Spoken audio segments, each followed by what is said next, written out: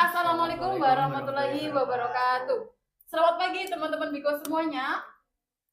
Kali ini kita akan melaksanakan podcast Biko Talk episode ketiga yang membawakan tema Self Inspiration to be Grow Up Away.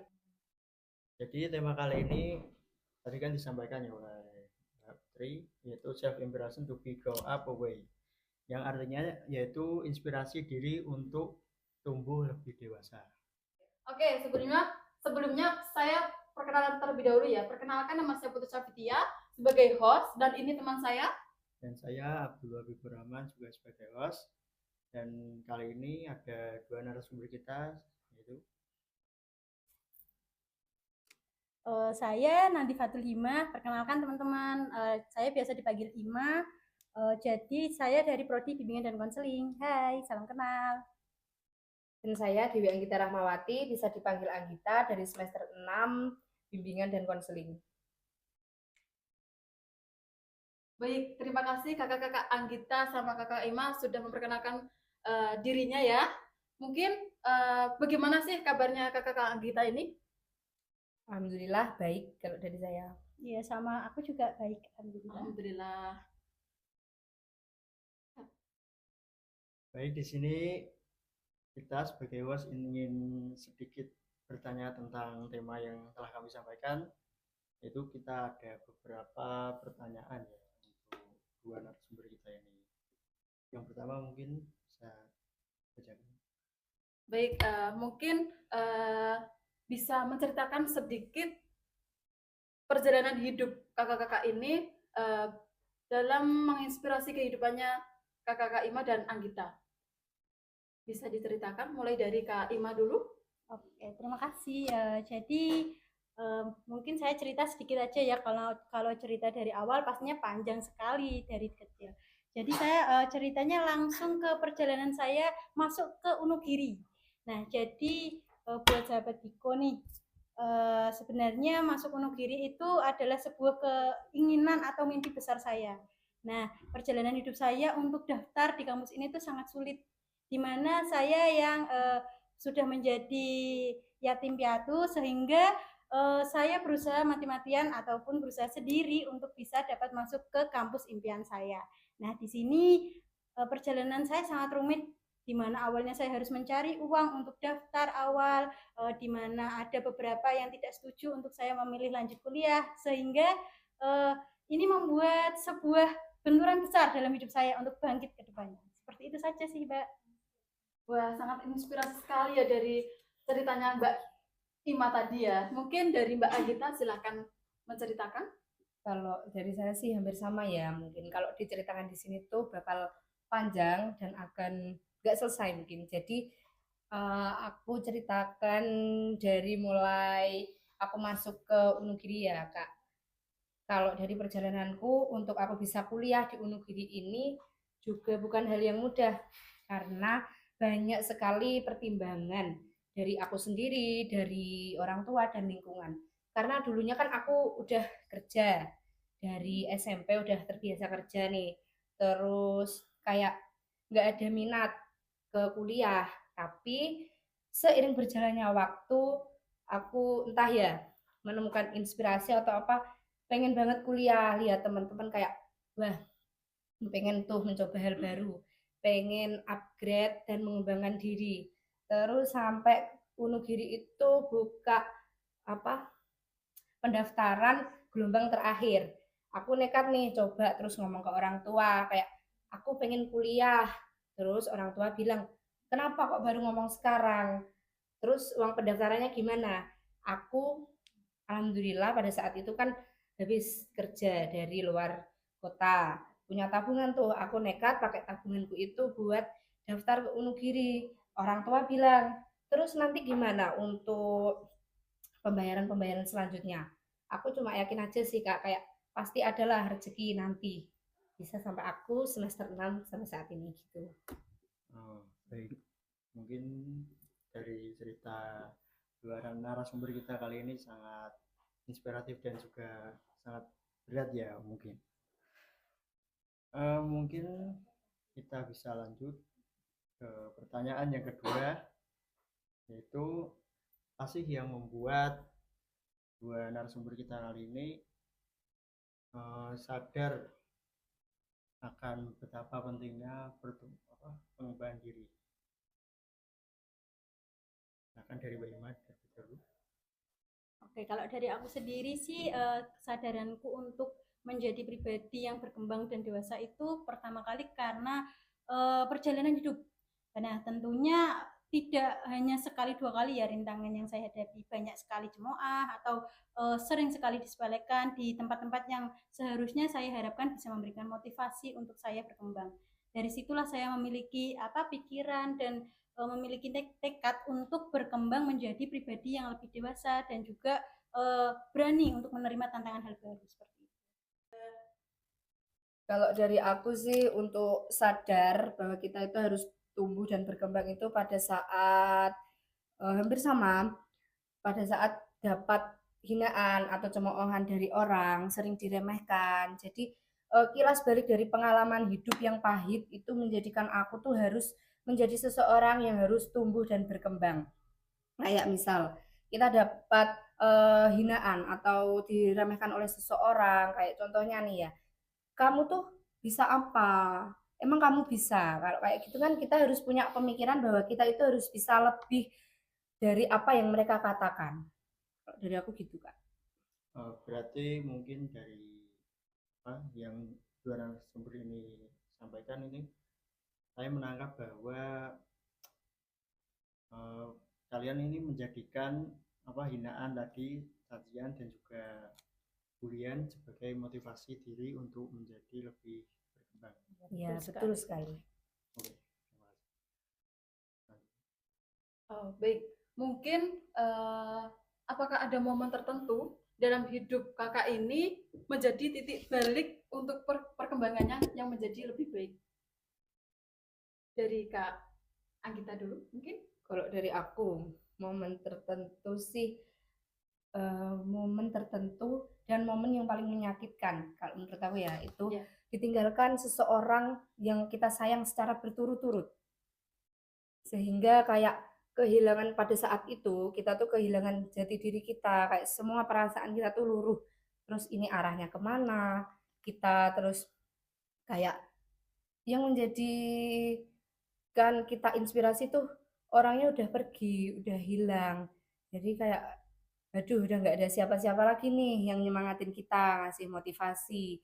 Tapi dari kilas balik pengalaman yang ditinggalkan seseorang itu, aku dapat belajar bahwa kita itu nggak boleh ketergantungan sama seseorang atau berharap lebih sama seseorang.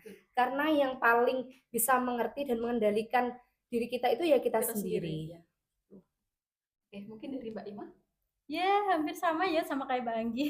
Makanya kita berteman ya, Mbak. Nah, kalau aku sih ya sama, ketika dalam 1 tahun ditinggal oleh kedua orang tua itu adalah momen yang mungkin sebagai momen terburuk dan juga sebagai momen dimana aku sadar bahwa di dunia ini tidak ada yang bisa kita harapkan untuk tetap ada di samping kita.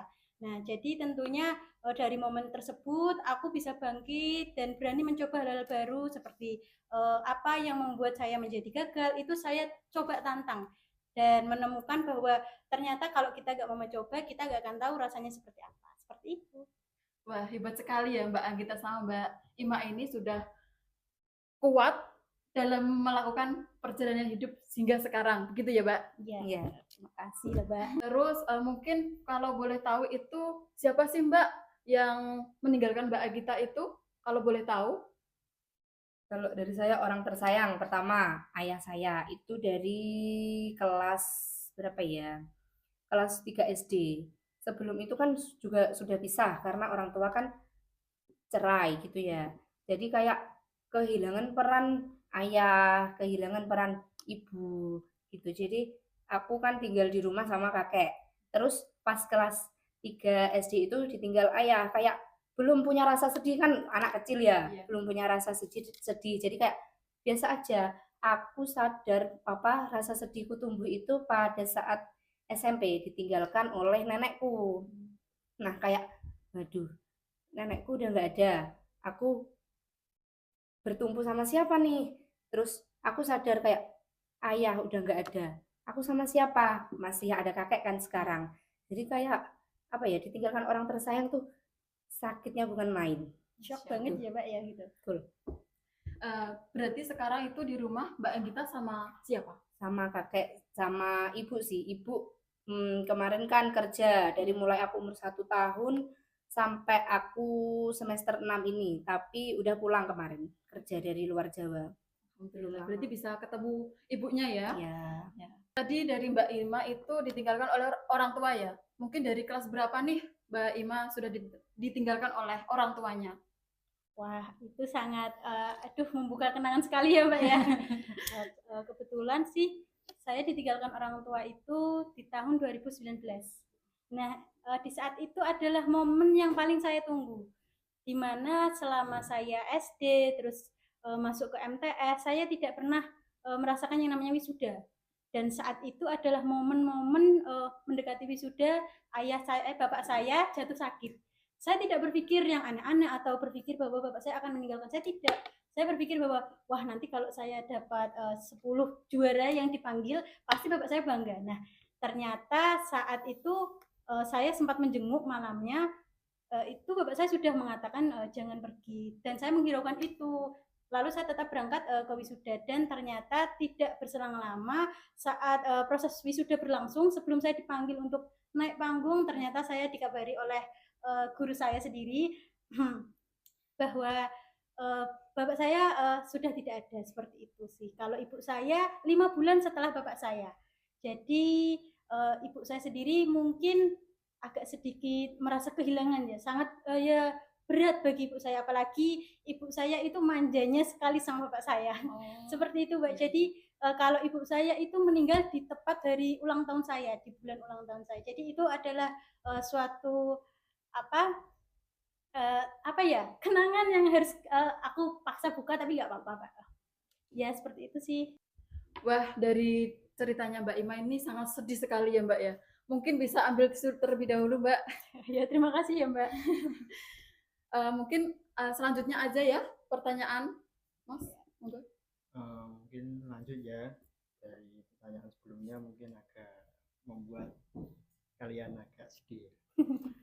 Nah lanjut, bagaimana sih kalian membangun mindset motivasi, dan bagaimana cara kalian termotivasi agar tetap bangkit ketika menghadapi kegagalan dan juga tantangan yang besar? Ini dari Bandi dulu. kalau dari aku sih karena udah sering banget ya mengalami tantangan yang tak terduga, hal-hal yang menyakitkan. Jadi kalau dari aku itu akan itu sebelum melakukan suatu hal atau melangkah untuk menentukan keputusan, aku harus tahu nih resiko kegagalan yang akan aku alami nantinya. Jadi aku bisa membentengi diriku. Jadi aku nanti akan tahu, wah nanti kalau aku melakukan ini resikonya ini. Jadi kalau gagal, aku nggak boleh dong sedih atau stuck di situ di zona nyaman ini. Aku harus punya rencana lain kalau aku gagal. Kalau aku gitu. Ini dari Bima.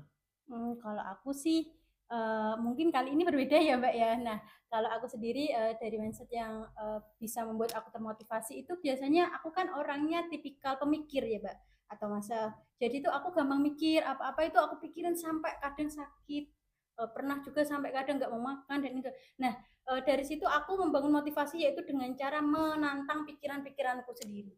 Nah, saya kan sering negative thinking, overthinking, itu kan bisa menyebabkan kesehatan kita menurun juga ya. Jadi mindset aku tuh kayak, ayo kita melawan segala overthinking kita, melawan kegagalan-kegagalan kita.